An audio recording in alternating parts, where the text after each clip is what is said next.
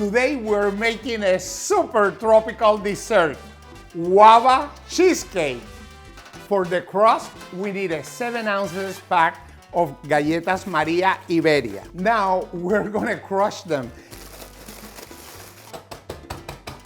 We're gonna add 1 stick of butter, soft but not melted. 3 tablespoons of sugar. We close the bag and mix it well. Once it's fully mixed, we put it on the baking dish. We bake the crust from 8 to 10 minutes in a preheated 350 degrees oven. We're using 2 8 ounces cream cheese, 2 eggs, 1/4 cup of sugar, and of course, the guava.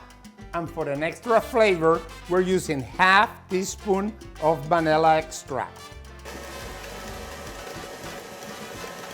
After baking the crust from 8 to 10 minutes, we let it cool and we put it on the refrigerator until ready to use. Since we have the oven at 350 degrees preheated, we're gonna put it on the oven for 40 minutes. After 40 minutes, this is how this delicious guava cheesecake looks like.